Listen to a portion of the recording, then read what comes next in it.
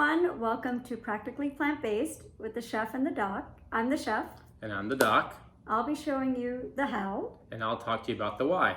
My name is Palak Patel and I'm a chef. I'm classically trained in New York, French Culinary Institute. I lived in the south of France, and as a vegetarian growing up in India, one of the biggest things that is important to me is plant-based eating, and Arvind has been a big reason for this change in my life. And so this talk is very special because I get to share a lot of the knowledge that I've learned over the years, not just as a chef, culinarily trained, but now as a plant-based, advocate. So yeah, looking forward to doing the how. We're not going to get to me yet. Real quickly, Palak is way too modest to tell you this, but Palak we're not just dealing with any chef here. She has beaten Bobby Flay. Oh, God. She has won Chopped, right? And she was also a finalist on the Food Network Stars. So we are dealing with an elite chef right here. So as for me, my name's Arvind Singh. I am an internal medicine physician by training, but right now I practice at the Emory Bariatric Center here in Atlanta, Georgia. I help manage the complex nutritional and vitamin needs of post-bariatric surgery patients, but I also run our medical, non-surgical lifestyle management programs, attempting to help patients achieve their ideal body weight and also helping them to prevent, treat, or reverse the medical diseases that they may have or they may be at risk for. Well, if that's not impressive, Arvind's an extraordinary doctor, but he's also a friend of mine and a stellar dad to two of the cutest kids that are my niece and nephew. He not only practices the plant-based information that you're going to learn in this talk with his patients, but he also cooks that way for his family. And so that's why I think it's really special to have both of us kind of the yin and the yang for this. Before we get started, maybe if you can help explain to people what exactly is plant-based eating. Sure, thank you. I mean, that's a great question. I get asked it a lot in practice. To me, plant-based eating to me it should be defined by what it includes and not what it excludes. So in reality, plant-based eating does not exclude anything. So it's not by definition a vegan diet, although it can be a vegan diet. It's not by definition a vegetarian diet, although it can be a vegetarian diet. And you can have perfectly healthy diets that may include some amounts of meat or dairy or eggs. And you could have perfectly unhealthy diets that are strictly vegan and strictly vegetarian. So to define a plant-based diet, it's really a diet that encourages the use of whole, unprocessed or minimally processed plant-based foods like beans, greens, nuts, seeds, fruits, whole grains, berries, things like that. Okay. And it discourages or minimizes or even eliminates potentially the use of meat, dairy, eggs, and highly processed or refined plant foods. So it's truly not, plants versus animals or it's really kind of just plants versus everything else, really. And I also think it should be labeled as a evidence-based diet, because that's where the preponderance of the evidence takes us. Interesting. And that's a really important distinction, because I think in both of our fields we get asked that question a lot as to what exactly is plant-based eating, and how to incorporate more of that into your everyday cooking. And it is really important for both of us for this session to not only show you the practical tips and tricks from a cooking and pantry essential, but the science behind it, so that you can make informed choices when you are adopting this way of eating. And again, I love the fact that this allows you to add to your plate rather than detract from your plate. I think everybody is wanting to add more greens and vegetables and legumes, and so this is a great intro into that way of cooking. Yeah. You want to tell them what the schedule's going to be for the next hour? Yeah, so we're going to do something very practical, and starting with how to really stock your pantry. This isn't a comprehensive by any means, but I thought I would go into my pantry and take out some of the essential things that I think most plant-based pantries should have on hand. That will make dinner easy. It will make it seamless. You will have the ability to make versatile things from one ingredient, so that's also very important. So we'll talk about that and reading labels and things of that nature. And then I've got a really great lineup of a menu idea. Can't wait. With a snack.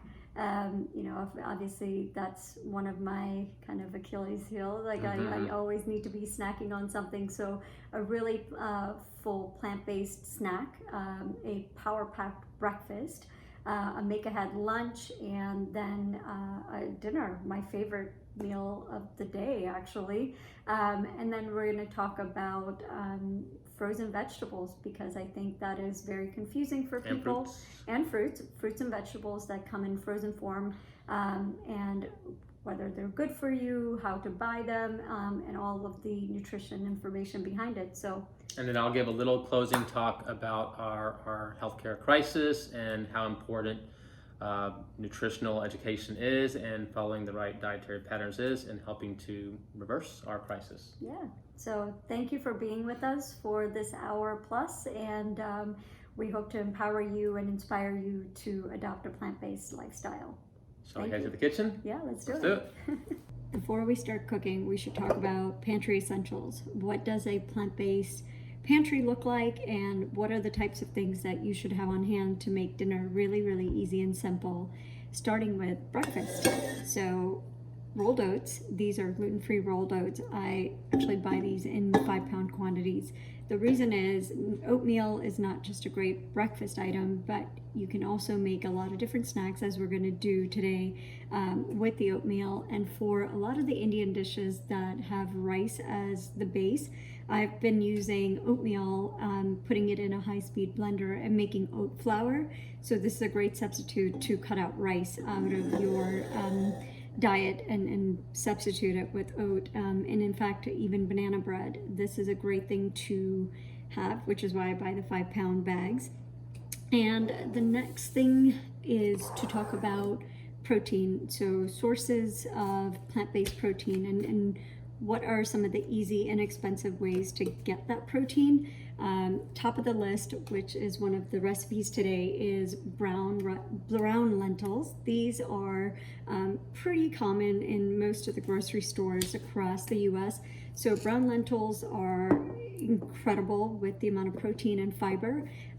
They make for a great base in a stew, or you can drop them into a salad. You can saute them, you can serve them hot or cold. So very, very versatile and easy to have and load up on. The other variety of lentils that are also in grocery stores are green lentils. These are smaller French lentils.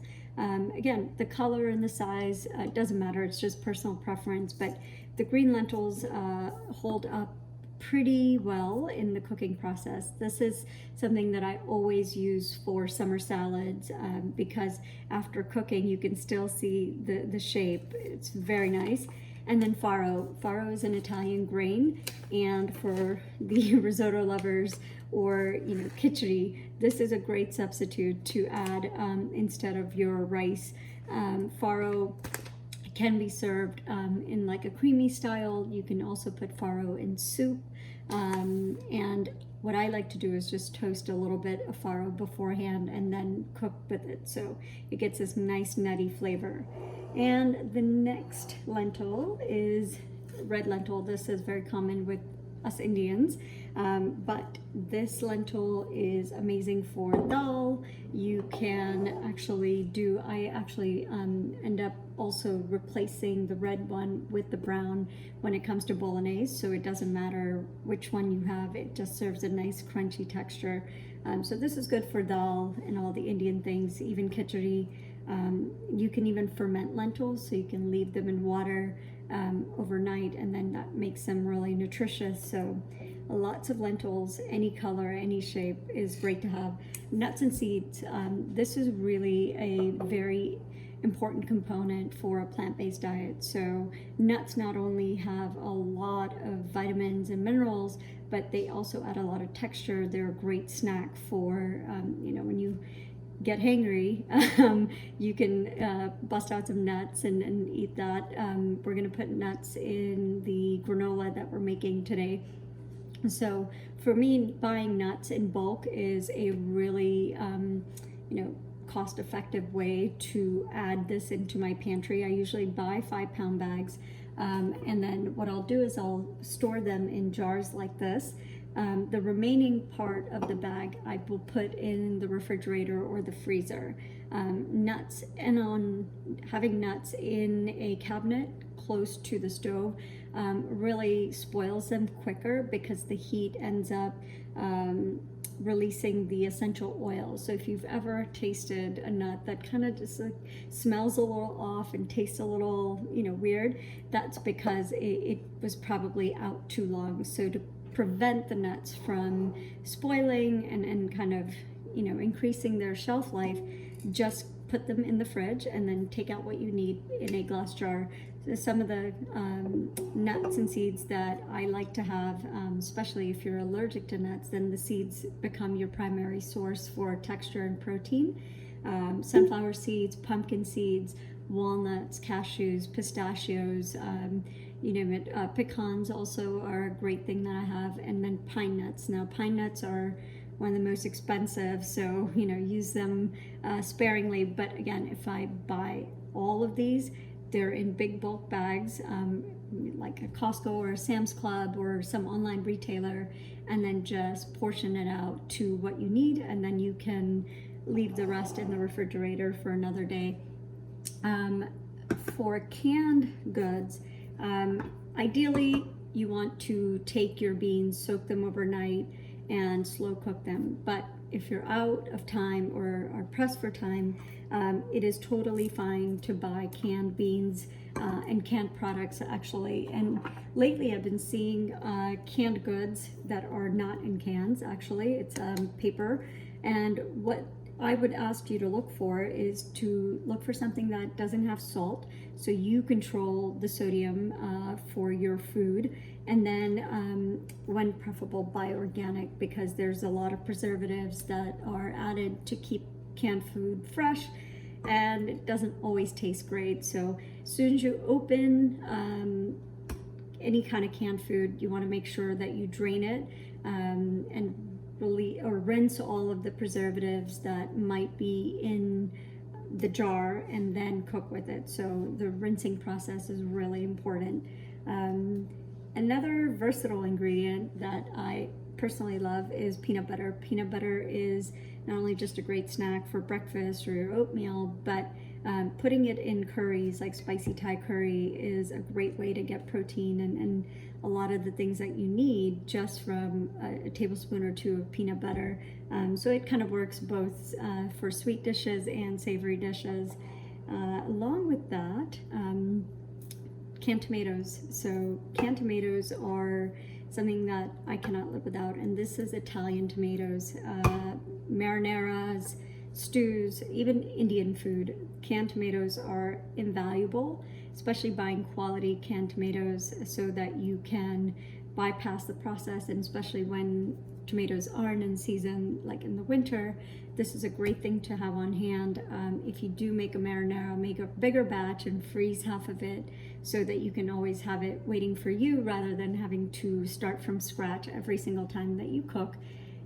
Bouillon cubes. I have my own curry cube with BOU, which is a company that makes this vegetable bouillon. But the reason to have bouillon in your pantry is so that when you're making rice or lentils or farro, any number of these things, you can actually flavor the water and beforehand, before the grains and rice cook. So this is a great ingredient to have, and it's like a little cheat. There's so many different things you can do with this. You can obviously put it in pasta recipes. You can cook with it as you would a normal bouillon, but the flavoring of the water makes a big difference. Some sort of jarred paste, whether it's Thai food, Indian curry paste, because having this and a can of coconut milk will really make dinner so fast. You don't have to think about what to make. You don't have to like watch over the stove for minutes on end.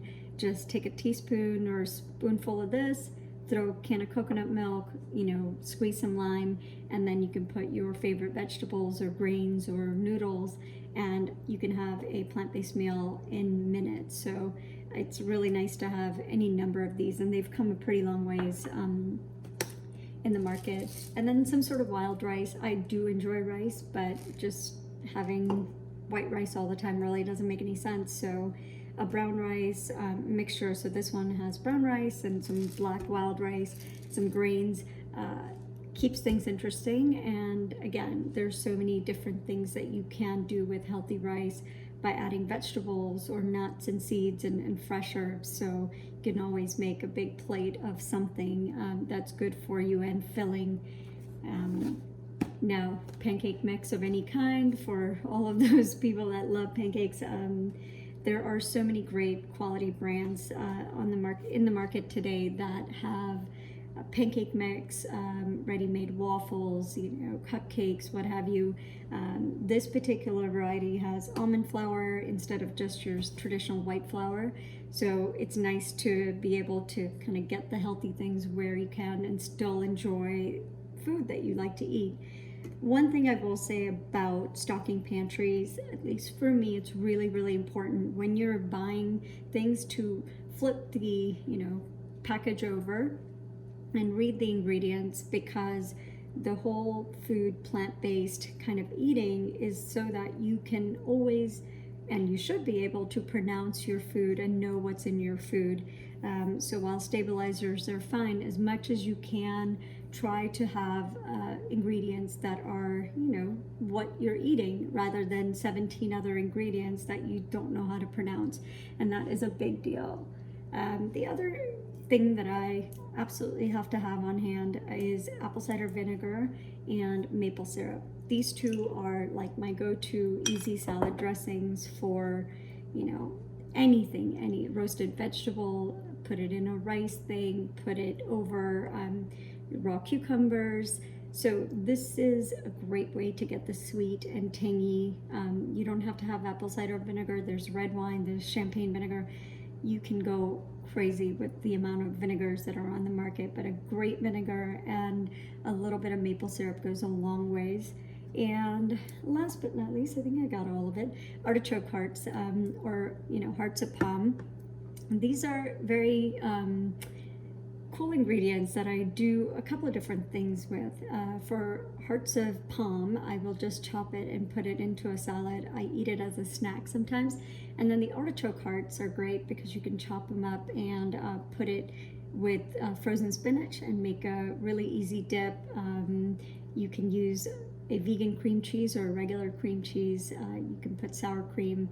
So there's a lot of different easy kind of party dips that you can do, or simply just eating the artichoke right out of it, right out of the jar is one of my favorite things to do. Good quality olive oil and salt and pepper.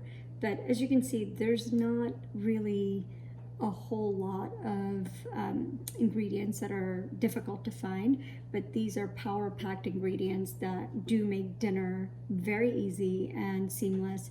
So that's the beginner pantry. Of course, you can go nuts and buy everything in between. If I showed you my full pantry, you would be shocked, actually.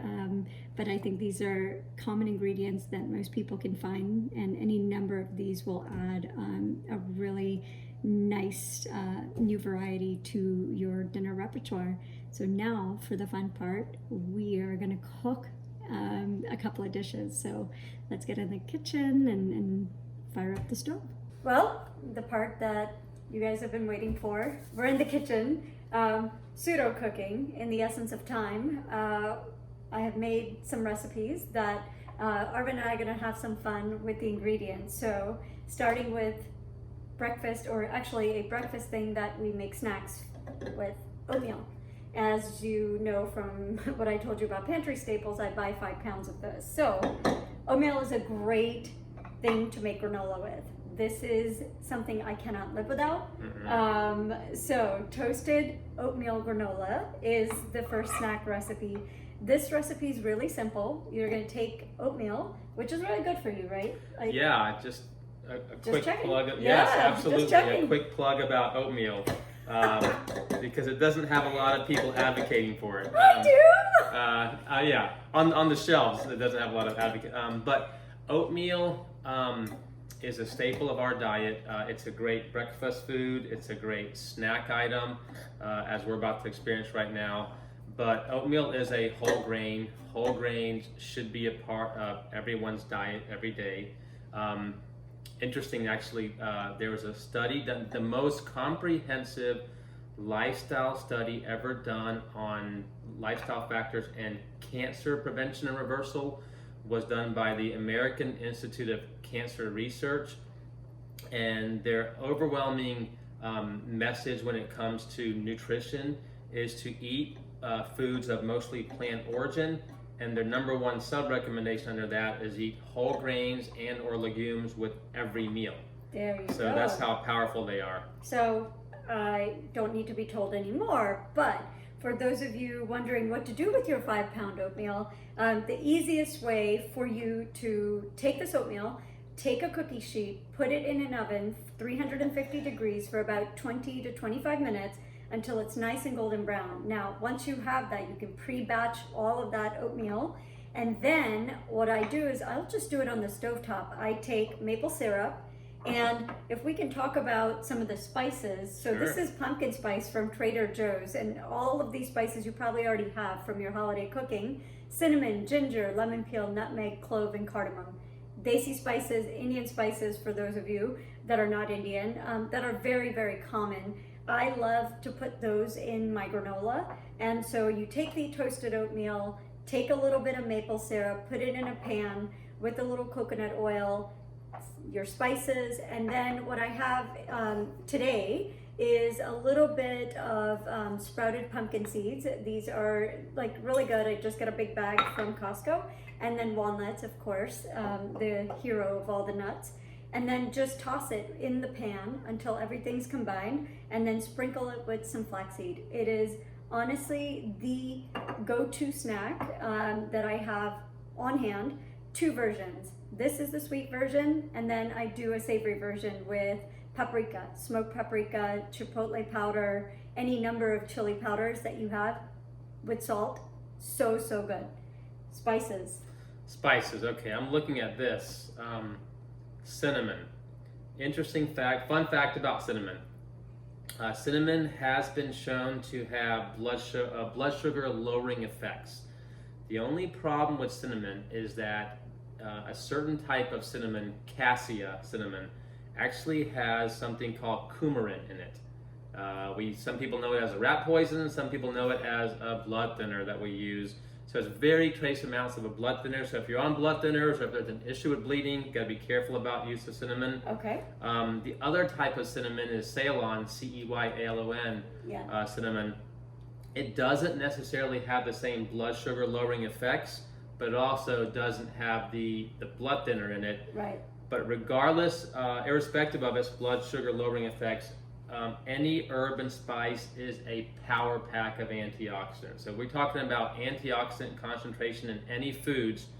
Herbs and spices are way ahead of the pack. I have always been ahead of the pack because I'm a big proponent of spices and herbs, fresh or dried, doesn't even matter. But this is your snack. You can make any number of changes to this, whatever nuts you have on hand, dried fruits, go crazy, go nuts. Put some chocolate in there, go nuts. Put some chocolate in there. Pun intended, huh? Always.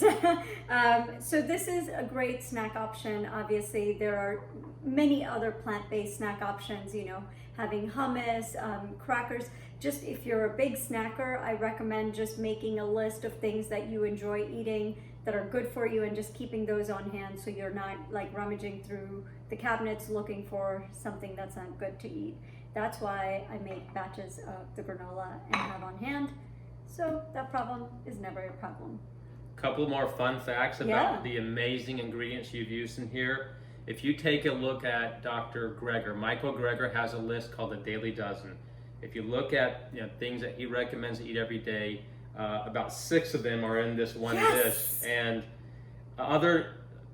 interesting fun fact, cloves. Cloves, of all of the readily available herbs and spices, cloves have the absolute highest antioxidant concentration. Walnuts. Walnuts of all the nuts have the highest amounts of antioxidants and omega-3. And then flaxseed that you sprinkle, or flax meal that you sprinkle on top of this.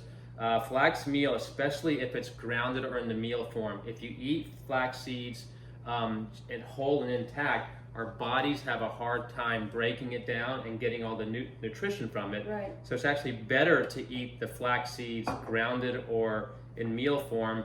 And flax seeds are so high and so potent antioxidants that they should be a part of everybody's daily diet. And there was a nutritional study done that showed that flax seeds have a very, very potent blood pressure lowering effect. Wow. So if you've got patients or somebody has blood pressure, flax seeds every day. My mother.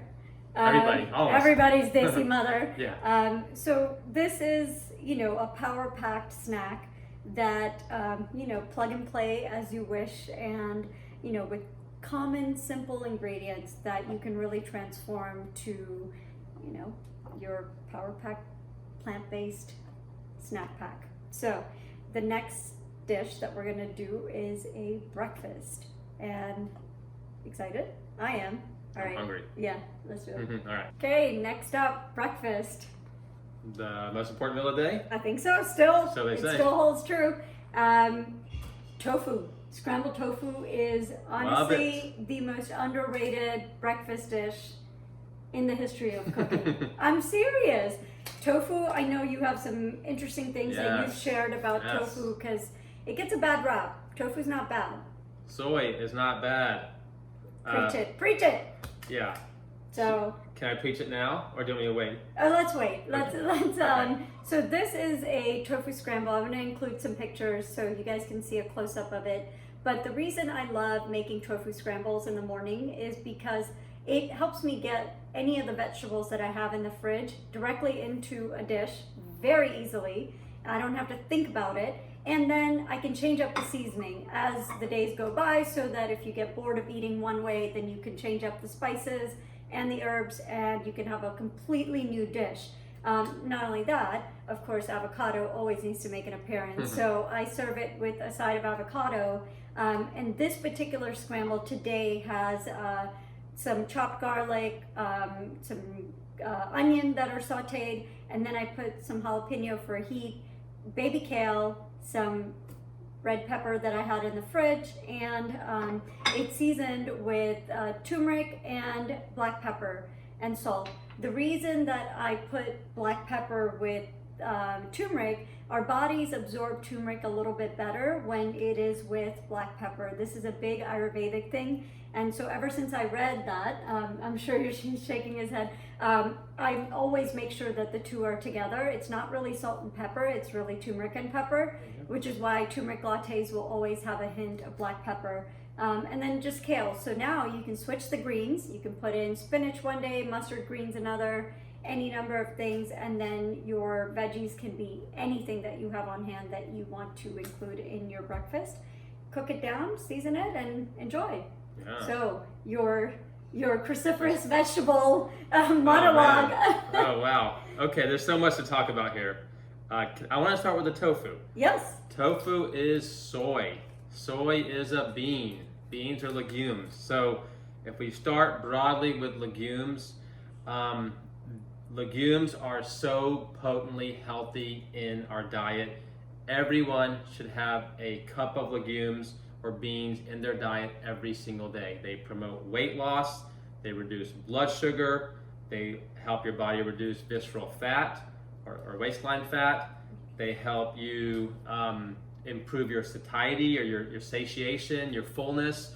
And beans are almost the perfect superfood. The beans have all those typical things that you find typically in meat. So it has the protein, it has iron, and things like that. but it also has all these beautiful things that you don't find, that you find only in plant-based products, like fiber, folate, potassium, and things like that. So it truly is a superfood. And if you ever want to know the magic bullet to weight loss, or to good health, or to reversing diabetes, we're listening. It is not protein, it is fiber. So fiber is the magic bullet to weight loss. If you think about fiber every time you put something in your mouth, so with breakfast, lunch, and dinner, and your snacks, don't think about where am I getting my protein from. Think about where am I getting my fiber from. If you think that way and you change your mindset to think about fiber in your diet, you will lose weight. That and your blood sugars will go down. Earth-shattering. I have never... I'm really, like, we've known each other for a long time. This is the first time I'm hearing it. I know fiber is important. I always have, but I did not realize the importance that fiber plays. Oh, okay. And guess what the number one lacking nutrient in the standard American diet is? Fiber. It's so that's the effect of beans. And one more really fun fact about beans and soy is that they have what's called the second meal effect. So when you eat beans, soybeans, tofu, or any type of other beans, they reduce your blood sugar spike with that meal, and therefore they reduce your insulin spike with that meal. But then they have an effect to where they also reduce or blunt the blood sugar and insulin spike in the meal you eat after that. So they reduce the glycemic index or glycemic load of the meal. And the tofu specifically is a great source of calcium for those who want to find alternative sources of calcium. And it has something called a phytoestrogen, plant-based estrogen. It is not the same thing as estrogen in your body. Right. It doesn't create man boobs or enlarged breasts in men. No. It doesn't increase breast cancer risk or prostate cancer risk. In fact, studies show that because it competitively inhibits the internal estrogen in your body receptors, it reduces their binding on hormones sensitive organs, and therefore it reduces risk of breast cancer. It improves survival in patients who already have breast cancer. It reduces metastatic risk in patients who already have breast cancer, and it improves survival in those who have prostate cancer. So that's my spiel about beans, legumes, tofu, and all that. Who's the fan of tofu now? Back to also one of the things that really is important when you're going plant-based is make sure that your labels are simple to read. This is the 2-pack that I bought, but no processing agent. If it's tofu, the first ingredient on the label is tofu instead of some other ingredient, and tofu's like third down the list. So it is important to buy clean, good ingredients that are exactly what they claim to be. So tofu scramble, which is obviously my go-to. And I want to talk about the kale too. Yeah, kale away. All right. Kale is a green leafy vegetable, and it's also a cruciferous vegetable. So we should be getting greens in our diet at least twice a day. Have you ever heard of Andy scores? No. Andy scores, some people will see them in Whole Foods, or foods are labeled as having an Andy score. ANDI. Yeah, it stands for Aggregate Nutrient Density Index. So basically what it is it takes a bunch of foods and it measures the amount of total nutrients in that food per calorie. And it ranks them on a scale of 0 to 1,000, 1,000 being the most healthy foods that have the most antioxidants. I'm searching for the 1,000. You just found it. Yes! So if I like when I do things accidentally. Yes. If you take a list of all the healthiest foods on the planet, green leafy vegetables are 1,000 on the nutrient scale. So they provide a powerhouse of nutrients with low calories. You can eat as much as you want to. Don't have to portion control these. And you will never gain a pound, and you will protect your body from diseases. And the other added benefit is that it is a cruciferous vegetable. Cruciferous veggies are something we should get in our diet every single day. They produce a particular antioxidant. It's called sulforaphane, which is particularly strong at fighting cancer. So greens and cruciferous veggies every day. And then, of course, avocados are our healthy mono and polyunsaturated fat. They protect our Good body. fat. Yes, good fats. They protect our body from the bad effects of bad fats, like Yeah. saturated fats. There you go. Wonderful. One other alteration to this, because we're so used to scrambled eggs and potatoes, is to do a sweet potato scramble along with this, so that you can get your traditional scrambled eggs and potato mix. But without further ado, Can I we guess have some it's of this yet? yeah, of course. I knew he was gonna ask. Here you go. Thank you. Gotta get the doctor's approval. Mm.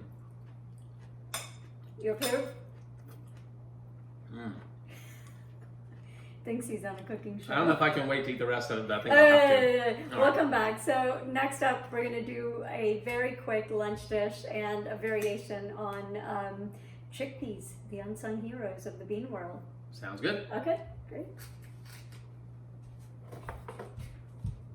Perfect. All right, lunch, which you can make beforehand, the night of, or for a couple of days. This is something that I have on repeat, and it is my version, my plant-based version of like a tuna sandwich, because Americans love tuna sandwiches.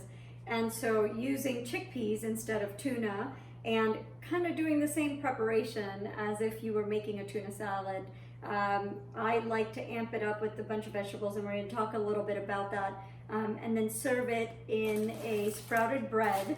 Maybe we can talk a little bit about if you're going to eat bread, because I love bread, and talk about how people can buy bread and what they should look for, because I love this particular bread, but maybe in general just the sprouting ability, because I think it's so confusing when you go to buy good bread. What is good bread? Yeah.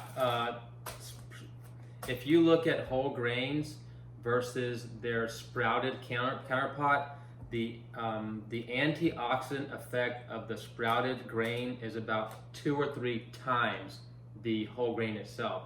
So this is like the whole grain on steroids. It says sprouted on the bag, by the way. Yeah. So Okay, sprouted items are great. Okay, perfect, because I have sprouted, And they're so easy to actually make at home too. Yeah. So this salad is really, really simple. I take the low sodium garbanzo chickpeas. You can make them at home, of course, or if you're in a rush, buy the can. Make sure you rinse them, and then I just take a potato masher and then smash it up. Now inside I have something that I like to use that's lighter than onion. So this is a shallot. It's sweeter than a red onion, and of course I just recently learned this through Arvin, that red onions are better for you because they're darker in color than white onions. So whoops. I like to use colored foods as much as possible. So shallot along with that still has a little red hue. So a little chopped up shallot, a little lemon. In this particular recipe I use dill. Dill is beautiful with this preparation. Some celery for a lot of crunch. Some red pepper. So if you notice that we've been using the same ingredients throughout the breakfast and the lunch, and then you'll see this again in dinner. My big advice to anyone doing plant-based cooking, try to think about 3 things you can do with an ingredient before you buy it, because you don't want to just buy one thing for one recipe and then waste it. So I bought a pepper. I didn't use the whole pepper. I ended up then chopping the fresh pepper, the bell pepper, and putting it into my chickpea salad. And then I have a little mustard, Dijon mustard, which is gorgeous. And I have a little bit of vegan mayo. If you didn't want to do that, you could put a tablespoon of yogurt too. That would be fine. A little salt and pepper, and that is it. Now, sometimes I just eat it like that, on a lettuce leaf, or in a sprouted bread.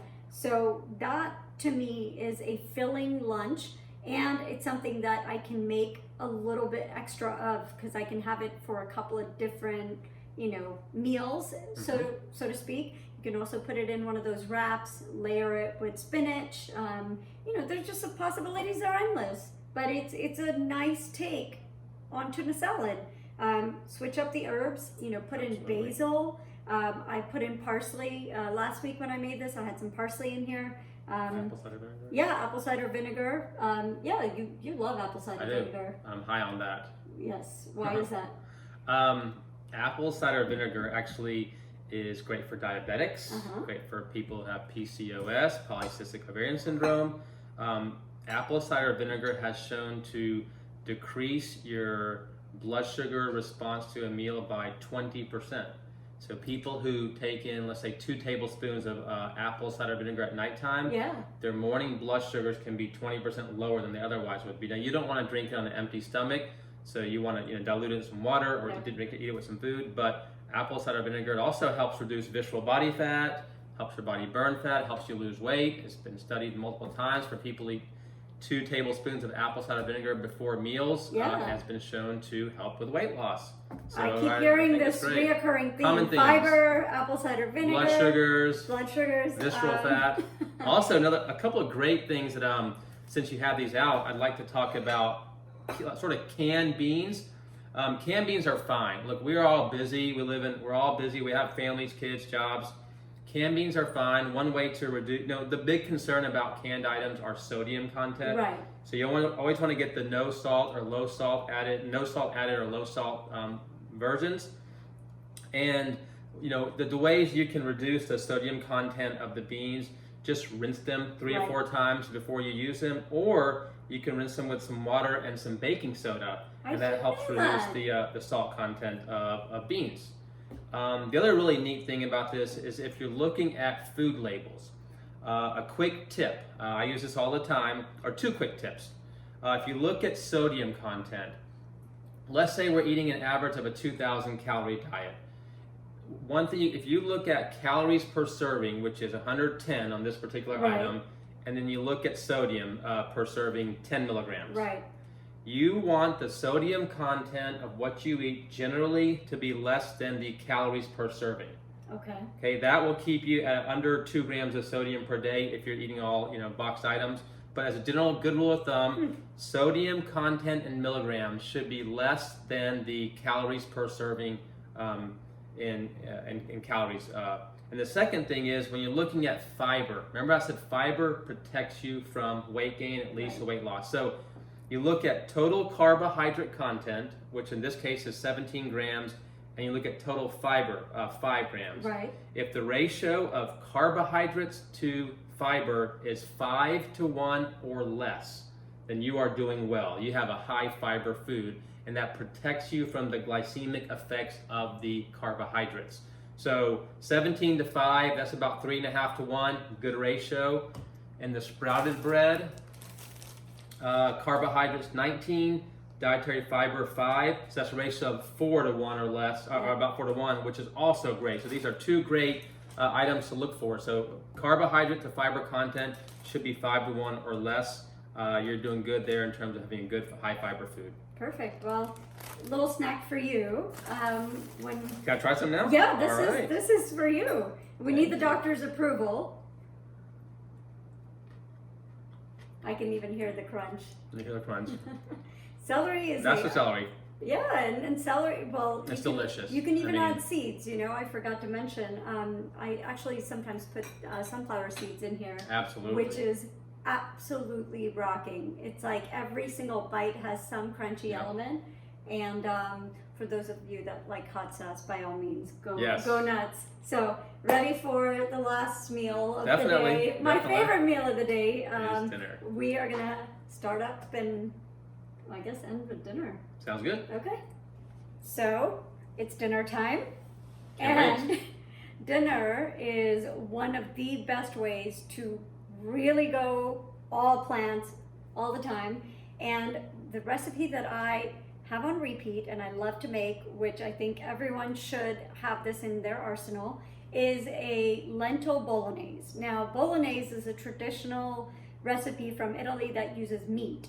And because of the plant-based substitutes that we're looking for that are all whole and natural, we're going to use brown lentils. These are found in pretty much every single supermarket. Really great to have on hand in the bulk aisle. Very inexpensive, easy to cook. You can make a big batch, freeze half, and use the other half to make bolognese. And once you cook it, salt it lightly while it's cooking, and then have it to the side, because the bolognese, the meat part, is then substituted with lentils.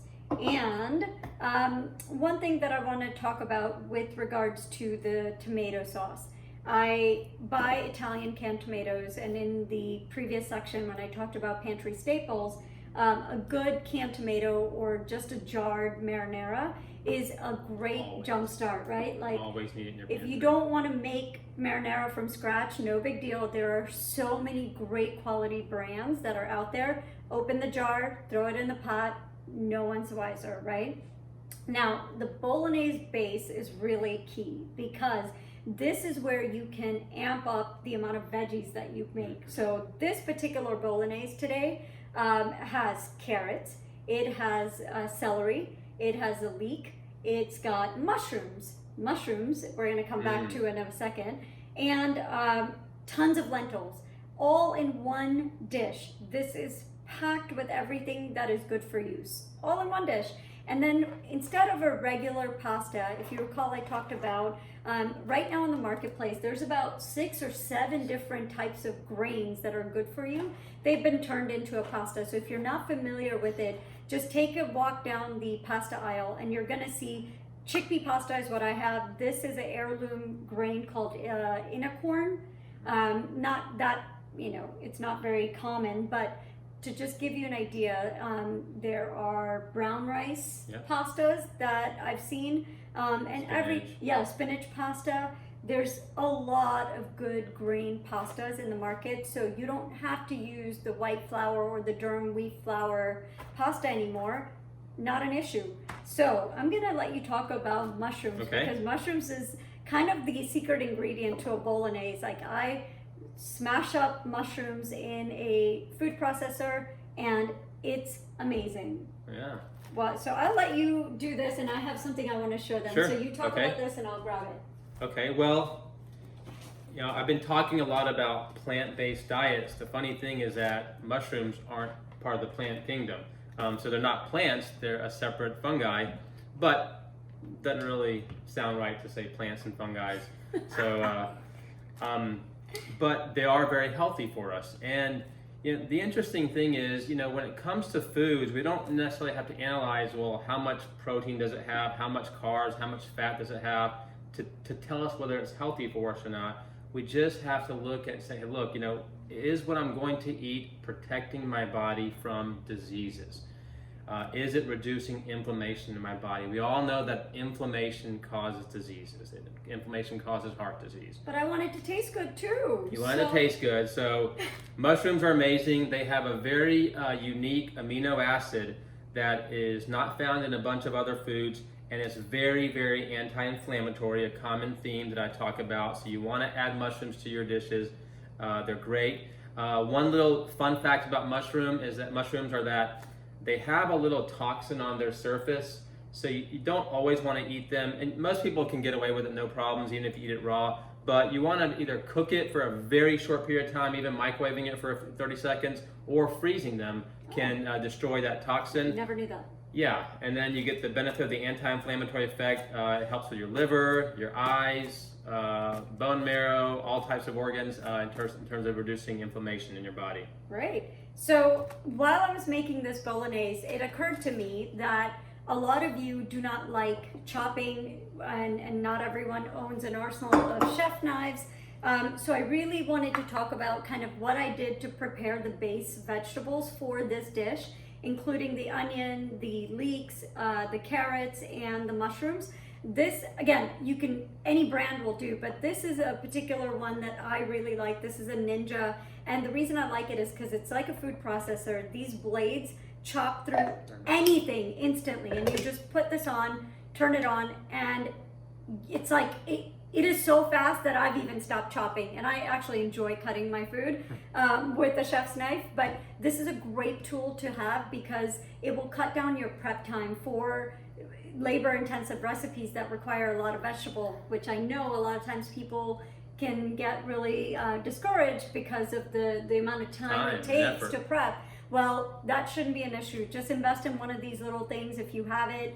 Money well spent. 100%. This is absolutely invaluable in the kitchen. And then you just saute everything with a little olive oil. Garlic is so important. Onion and garlic, onion and garlic. I'm going to keep saying it because flavor is built from that. That is the foundation of your dish.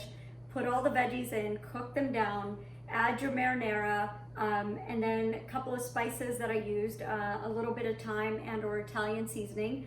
Make sure when you're using dried seasoning, take it in your palm and rub it so that it can start releasing the oil, and then put it in. And I know these things sound very small, but they absolutely make a huge difference, like salting the onions when it's cooking, or salting any vegetable as it cooks, because it draws out the water and it softens the vegetable and seasons it as it's cooking rather than seasoning it after it's done.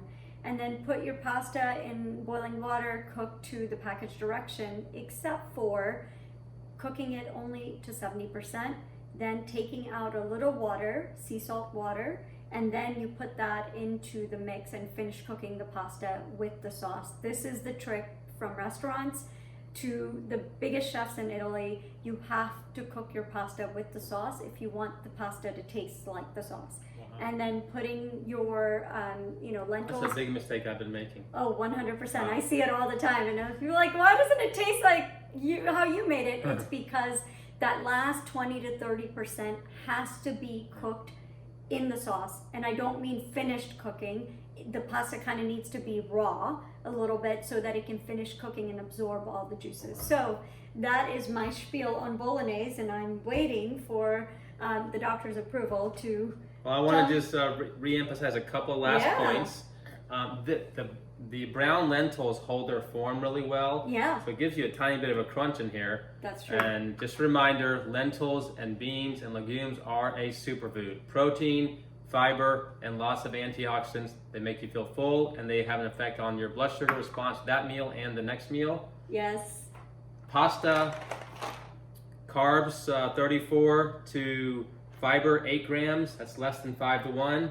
High fiber food right there. Yeah. Sodium 0 milligrams, calories 190. So less sodium than calories. Yeah, and I love this dish for everyone that has kids, including your kids. Absolutely, they love pasta. Pasta is the fastest kind of cooking dish, and I hid so many vegetables in here that they will never find. You can even chop up a bunch of kale if you really wanted to, and yeah, they'll never find it. They just see pasta, they get excited, and home free, and then top it with fresh basil and Parmesan cheese. Now there is a plant-based variety in the supermarket, so. Yeah. You made a great point earlier about ingredients. The foods that have the less number of ingredients, the better. I mean, ideally, these foods should have one ingredient, and this one, the only ingredient is chickpea flour. That's a pretty pure food you're getting there. Exactly. And for the tomatoes, everybody knows that the real benefit or the redness of tomatoes is the lycopene. Mm-hmm. Not everybody knows that, but lycopene is a very potent anti-cancer agent, so a very strong cancer-fighting agent. Interesting fun fact about tomatoes is that when you crush tomatoes or when you drink the tomato juice, you actually increase the amount of lycopene you're getting, not decrease it. So when you're sort of processing a little bit or manipulating a little bit, you actually get more. One of the few foods that you get more, the more you manipulate it. That's interesting because I did cook this and then pureed in here. There you go. So you increase the lycopene content of it. And I didn't even know it. I'm just following taste. So yeah. And then the last thing I want to say is, in terms of how we eat and how we define our meals and our foods, we should try to shift our frame of reference. So when we're eating pastas and things like that, I would say try to think of it as a vegetable dish. So you have a whole bed of vegetables and you're adding the pasta and the lentils to it. So it's a veggie dish sprinkled with pasta and lentils on top instead of a pasta-based dish with a little bit of veggies and lentils. Make it a whole bunch of veggies and then sort of sprinkle the pasta and the lentils on top. Yeah, and the same vegetables that I bought for breakfast still making their rounds. Exactly. In the dinner dish. So. Can I try? Yeah, taste test, and then we're off to a very, very interesting, controversial topic that I get so many questions about. I don't know what you're talking about. He's lost. But this is delicious. Thank you so much. Great, yeah. So bolognese is your friend and an easy way to start your plant-based journey. Last but not least, let's talk about dessert, but not the traditional dessert. We're going to talk about frozen fruit and frozen vegetables. So, okay. And I want to share with you guys some information that I think is relevant. Sure. All right, let's do it. For the last segment, we are going to talk about frozen vegetables and frozen fruit. This is the most common question that I get. Is it good for you? Is it better to buy fresh versus frozen? So we're going to put like an end to all of that and talk about the quality of frozen fruits and vegetables. One of the things that everyone should understand is that when you buy frozen vegetables in the grocery store, they are actually picked at the peak of their freshness or the harvest, right? Not too early, not too late. And then as soon as they're picked, they are put through a boiling water process called blanching. And what blanching does is it kills all the bacteria and things that usually make fresh vegetables spoil or fruit spoil, and then immediately frozen. So what that means is that you're getting prime time vegetables with, all the nutrients intact right when they are meant to be harvested, and then it's nicely packaged for you in convenient little things. This is true for fruits and vegetables. I'm a big proponent of that, especially organic vegetables, because it saves so much time and energy to just take nicely frozen veggies and drop them in your soup or your stir fry. Cauliflower, instead of making rice stir fry, you can use cauliflower. So I think the convenience factor and the nutritional value of frozen fruits and vegetables is high, if sometimes not better than fresh, especially if the vegetable or fruit in question is not in season. So when it's in season, of course you should buy fresh. But if you're in the middle of winter and you're really looking for, the best kind of berry, well, frozen is better than fresh at that time and more sustainable. Saves money. If you want to buy in bulk, it saves money if you're buying on a budget. Yeah, and it's just longer shelf life. Well, and the chopping and prepping, we already talked about it. I think the biggest thing and the complaint that I hear is that there's a lot of prep work, or there's a lot of cutting and chopping, and I don't like cutting, or I don't know how to cut. So the cauliflower, this is already done for you. Like I even use this. I love this because I got to take the cauliflower, I got to cut the head, put it in a blender of water, pulse it, drain it. Frozen's kind of, to me, an easy way into eating more vegetables and fruit. Yeah, so, if you took a peek in my freezer right now, it is jam-packed full of frozen. Yeah, I only got a few. I've got these organic broccoli florets, my favorite cauliflower mix, and then your traditional peas and carrots and green beans. So yeah. And then we haven't really talked about fruits yet and berries and things like that. So I'll just sort of finish up with a little bit of fun facts about fruit. I think that people should be getting 3 fruits in their diet every single day. Doesn't matter whether you're diabetic or not. Fruits do not worsen diabetes. In That's fact, really important. That's really important. Huge misconception because of their way they're packaged. If you're drinking fruit juice, yes, you will make your diabetes worse. If you're eating fruits, you will improve your diabetes and your weight because of all the antioxidants and the fiber. They change how the sugar from the fruit is absorbed and processed versus drinking just the sugar plain in fruit juice. So try to get all the different colors of fruits and get the darker colored ones like you mentioned earlier. Anytime you have a choice between a lighter color fruit and a darker color fruit, or same thing with a vegetable, get the darker one. They have higher antioxidant contents. So really, no point in getting if you're looking at white cabbage versus red cabbage, always go red cabbage. Red is my favorite anyway. Yeah, so. Things like that. Darker berries. So one of those 3 fruits every day should be 1 cup of berries. Okay. Of all the fruits and most all the foods available in the market, berries have the highest antioxidant content. And they just so happen to be packaged with fiber and everything else that's great for you. Fun fact. Yes. Which of all the berries has by far the highest antioxidant content of the ones that are readily available to you in the stores? I feel like this is not a trick question, and I feel like No. I'm cheating because I already know the answer. Oh, you do? Blackberries. Okay, blackberries. All right. I know this. I listen. Okay, I not listen when you're strawberries, talking. not blueberries. It Yes. is blackberries. And frozen So, blackberries are readily available. Yeah. They're inexpensive, so I sometimes just put berries in a bowl and kind of let them thaw out a little bit, and just take Great a spoon snack. to it. Yeah. Put some nut or soy or coconut yogurt on it and go to town. I mean, it's not that complicated, and as with all the time constraints, I hope that we were able to deliver some helpful advice so that you guys can get into more plant-based cooking. Yeah, I'm going to ask you a question that I haven't talked to you about. Yeah. But one thing about berries, let's say if you're eating berries, tend to again blunt the insulin response from a meal. So if you're eating something that's higher glycemic index, let's say you want a bowl of cereal. Yeah. Put some berries in there to decrease the blood sugar response to the meal, and therefore reduce the insulin response to the meal, and help reduce the fat storing that happens when your insulin levels are high. Okay, last question. Yes. Which common fruit is so anti-inflammatory that it can be used to treat gout? Ooh. Don't know. Tart cherries. Tart cherries. So again, dark colored fruits have lots of antioxidants. Cherries. Cherries are in season right now, in fact. Yes, they are. One fun cooking tip for cherries: pistachios, and mint, and a little cardamom. You are welcome. I promise you, if you make that salad, you will blow up my inbox and be like, where was this in my life?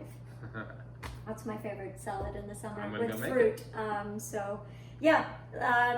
We want to say thank you for joining us for this hour plus. We went a little over, and thank you so much. Hopefully this was helpful, and we'll put our information, and you guys can contact us with any additional questions, concerns, comments. And I will be sending the recipes of the things that we shared today along with our video. And before I say goodbye, I'm going to step out of the kitchen, and then I'm going to talk to you for about 10-15 minutes about just what's going on in the U.S. healthcare system, and how food can be our nutrition, our medicine. Let food be our medicine. Yes, That's it. exactly. So close. So close. true. All right. Thank you so much. Thank you so enjoy much. the conference. All right. So I just wanted to close by just saying a few words. I know a lot of what I'm about to say is probably going to be things you already know, and I'm probably preaching to the choir on this. But the truth of the matter is that we are in a healthcare crisis right now, and the healthcare crisis I'm talking about is not our acute COVID-19 pandemic. It's our healthcare crisis of our chronic diseases. In the U.S., we spend about 17% of our gross domestic product on healthcare. If you look at every other developed country around the world, they're all between the 9 and 11% range. So our numbers on healthcare are very, very high. If you take those numbers, 80% of those dollars are being spent on treatment of chronic diseases, the things that we're treating all our patients with: heart disease, strokes, diabetes, cancer, high blood pressure, all of these things. We have been trained to do an amazing job of treating acute diseases, things like pneumonia, things like acute MIs, things like acute pancreatitis. Our treatments for those have dramatically improved longevity. In medical school, at least in my training, we have not been sort of taught a great deal about how to manage chronic diseases and really reduce mortality in chronic diseases. How much does insulin and a lot of our conventional diabetic medications, how much do they reduce mortality in diabetics? How much do our blood pressure medications reduce mortality in high blood pressure? How much do even a lot of our angioplasty and stents and and bypasses, how much are they decreasing mortality in certain patient populations.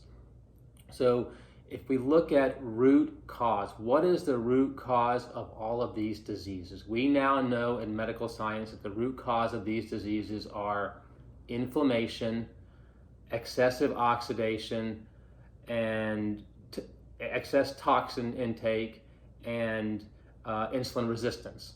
And the overwhelming majority of all that comes from our standard American diet, SAD, our standard American diet. So without addressing that, our patients are not really being well informed. Without giving these options to them as an intervention for their chronic diseases, our patients aren't being well informed, and we are not going to truly have them reverse their diseases unless they reverse the root cause of these diseases. We know that up to 80% of our chronic diseases are preventable. I'm talking about heart disease. I'm talking about diabetes, cancer, even certain types of cancer. These are all preventable and potentially reversible. If we look at the largest study ever done on risk factors for chronic diseases in America, done by the Gates Foundation, Bill and Melinda Gates Foundation, they found that the number one leading cause of death, disease, and disability in the U.S. is the American diet. So we have to redefine how we approach medicine. It has to be a shift in our mindset, a paradigm shift. We have to educate ourselves, because these are things we have not been educated on in medical school. I don't remember, I can tell you my nutritional training in medical school was maybe 1 or 2 weeks. I'm assuming it's probably similar for, to you guys, at least those of you who are in the healthcare profession or who are physicians. So we have to really, truly educate ourselves, and we have to, the evidence is out there. If we look at population studies, if we look at migration studies, if we look at clinical trials on nutrition, if we look at the blue zones, the evidence is out there, and it all points to one direction. And that's a lot of what we discussed today. If any other scientific question or scientific hypothesis had this much evidence behind it, it would be accepted as fact. Unfortunately, there's so much clouding of the picture here from vested interest groups, things that gain media attention. Whatever stakeholders there are, they have clouded the picture for the public and for us, so that the nutritional education out there is confusing for everybody. That's why half of our patients don't know what to eat, and they think that the dietary recommendations are changing all the time. The dietary nutritional facts are out there, and they have been out there for a long time. That's not what's changing. It's the messages that we're receiving. Same for physicians and healthcare providers. We are not being told the truth about what to advise to our patients. And part of it is that oftentimes physicians advise patients based on anecdotal data, or just based on what they themselves do in terms of these type issues. The USDA is in and of itself conflicted. So we have the dietary guidelines for America, and they are conflicted. So they're not free from industry bias. But even so, the now food plate is 75% plant-based, and the other 25% is labeled as protein. But if you compare that to the very recently produced 2019 Canadian food guidelines, they state in their guidelines that they took absolutely no input from the food industry. They basically put out their guidelines based on what the literature told them. Their plate looks like, again, 75% of the plate is plant-based, and the other 25%, which is protein, they specify that among protein foods, choose plant-based foods. This is what the Canadian national guidelines say. So there's nothing on there about ketogenic diets. Yes, they're very popular, they're very fatty, They give you, well, what I battle is that they give our weight loss patients a weight loss high. They result in very quick, immediate weight loss, which a lot of it is the water loss that you're losing from losing all the glycogen stores. So, this is not producing long-term health benefits and not giving our patients the best chance at reversing diseases.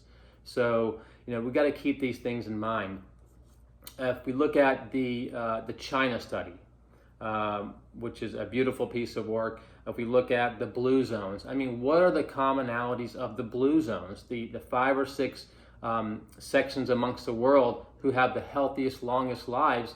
There's nothing in there about ketogenic type diets. The commonalities are plant-based diets, legumes, nuts, and things like that, amongst other healthy lifestyle habits. But the thing that we're putting in our body 3, 4, or 5 times a day are all these foods. So we cannot dispel the power of food in our longevity, our weight, preventing and reversing diseases.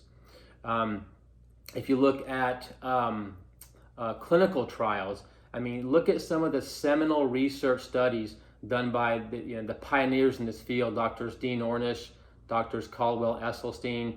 And then if you look at a website called nutritionfacts.org, produced by Dr. Michael Greger, he has actually compiled all of the hundreds of thousands of nutritional research out there and basically puts them out there for us to view, the public to view.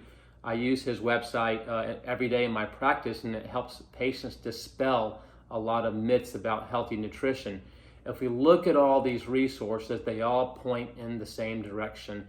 And so the plant-based predominant nutrition should be accepted as a fact. If you take plants and the aging process, who's not looking for the fountain of youth? Who doesn't want to slow down their aging process? Well, if you look at studies by Dr. Dean Ornish, we have found the fountain of youth. If you sort of look up what telomeres are and something called telomerase activity or telomerase enzyme. Telomeres are those little bands that hold chromosomes together at the end of chromosomes. Every time our cells divide, those get shorter and shorter, and eventually they start splaying, sort of like the ends of shoelaces. When they keep splaying and splaying, the shoelace is no longer useful. In this case, cells die. So every time our cells divide, our telomeres get shorter. Eventually, when they get so short, we die or cells die. So to slow down cellular aging, the aging process, there's an enzyme called telomerase. It increases the activity of telomeres. Plant-based nutrition, along with other lifestyle habits, have been shown over and over again to increase telomerase activity. If you think about plants and heart disease, research by Dr. Caldwell Esselstyn, many of you have probably seen the pre and post cardioangiograms that show dramatic improvements in LADs and other major coronary arteries without intervention, just based on being on a plant-based diet for a period of time. If you think about plants and diabetes, what is the truth about diabetes? For the last 70 years, we have known that diabetes is a disease of insulin resistance, at least type 2 diabetes. Insulin resistance is caused by lipotoxicity, fat toxicity, excess dietary fat, excess saturated fat, cholesterol, and trans fat in our diet that are causing buildup of fat on and within the cells that uptake insulin. That is the cause of insulin resistance. So intramyocellular fat, muscle cell fat, produces inflammation, oxidation, and insulin resistance. Same thing, fatty liver, fat on liver, fatty pancreas, fat on the pancreas. This is what causes, this is the root cause of insulin resistance. The root cause of insulin resistance is not too many carbs in our diet or too much sugar. Yes, if you are eating too much refined sugar in the setting of a high calorie diet, more calories than what you need, it will add to your risk of developing diabetes. But the root cause of insulin resistance and diabetes is lipotoxicity. If we reduce the saturated fat, the trans fat, and the cholesterol in our diet, we will reverse the root cause of diabetes, and that's how we should be treating diabetes. If you look at studies on plants and cancer, there's so many myths out there. Soy has been shown to reverse or prevent breast cancer. Once you have breast cancer, it's been shown to reduce the metastatic spread and increase survival of patients who have breast cancer. In prostate cancer, it also reduces risk of prostate cancer and metastatic spread of prostate cancer. It does not cause enlargement of breast tissue or anything like that. Soy has a phytoestrogen, plant-based estrogen. It is not the same thing as estrogen. It is a competitive inhibitor of estrogen. So it inhibits inherent estrogen activity on certain cells, which therefore decreases the risk of certain hormone responsive or hormone sensitive cancers. In terms of our diet, just to summarize, there are certain foods that we should be getting in our diet every single day. And the beauty of it is that in the same foods that increase our antioxidant density in our system, that have the fiber we need, these are all the same foods that promote weight loss. So when we're eating in a certain way, you don't have to reduce carbs or eliminate carbs or focus on protein or count calories or portion control or eliminate or starve or restrict. Those things don't work. You just eat foods that allow your body to work the way it should and allow your body to protect yourself from diseases like the COVID and other diseases that are inevitably to come, and they lead to ideal body weight. So we have to shift our mindset about what a meal is. We don't have to focus on where am I going to get my protein this meal. If you look around America, does anybody in America look protein deficient to us? No. Protein deficiency is not a disease that exists in first world countries. Nobody needs to focus on protein. Excess animal protein leads to diseases. We know that. It's scientific fact. It leads to increased inflammation, increased IGF-1 levels, which leads to cancer, increased heterocyclic amines, which are byproducts of cooking, which is a carcinogen, leads to increased rates of heart disease, diabetes, and so on and so forth. We don't have to eliminate carbs or demonize carbs. Carbs aren't the cause of weight gain or diabetes, especially carbohydrates that are packaged in their natural form with fiber and with phytonutrients. These protect our body from weight gain. They boost our metabolism. They boost our visceral fat burning. They protect our body from diseases. They slow down absorption. They reduce glycemic index and insulin surges after meals. The things we want to get into our system every day are things like beans. We should be getting 1 cup of beans in our diet every day. We should be getting greens at least twice a day. And you want to overlap those with trying to get some cruciferous vegetables in your diet every day, because that's where the sulforaphane comes in, an antioxidant that's hard to find in other non-cruciferous veggies. So beans, greens, nuts, and seeds. You want to get a small amount of nuts. Probably the healthiest nut out there is the walnut, because it has the highest antioxidant amount and the highest omega-3 amount, and also has been shown to reduce cancer growth. Flaxseed, you should get that in your diet every day. And you want to grind them up, because their cell wall is so strong that we don't get the full benefit of them unless they're in the grounded form. And they have very, very high antioxidant amounts and omega-3 amounts. Beans, greens, nuts and seeds, fruits and berries. 3 fruits in your diet every day. Fruits do not cause diabetes. They protect the insulin response and the blood sugar response with a meal. One of those 3 fruits should be a cup of berries. But try to get the range of the rainbow of colors of fruits. Try to mix and match the fruits. The colors are what has the antioxidants. So the more different colors of fruits that you get, the more antioxidant ability you're filling your body with. Of the berries, by far, probably of the common berries in the grocery stores, Blackberries have the highest antioxidant amount. So beans, greens, nuts and seeds, fruits and berries, and whole grains like oatmeal and things like that. If you are looking for resources or want to make a shift in this direction, it's not an all or none thing. If you just want to make a shift in this direction, great resources are things like the Daily Dozen by Dr. Michael Greger, his website, nutritionfacts.org. And there's 3 great sites for plant-based eating if you're thinking about starting or you want to recommend it to a friend, a family, a patient. Kaiser Permanente has a great resource on starting a plant-based eating habits. Nutritionfacts.org, saying Dr. Michael Greger, he has published what's called the evidence-based eating guidelines, and he has a really neat system that incorporates red light foods, yellow light foods, and green light foods. So check that out. And also PCRM, Physicians Committee for Responsible Medicine, have a great 21-day vegan kickstart, but it's just great recipes, great foods, and a great resource to help guide you through all this. So with that being said, let us all use food as our medicine. It is so powerful. Thank you so much.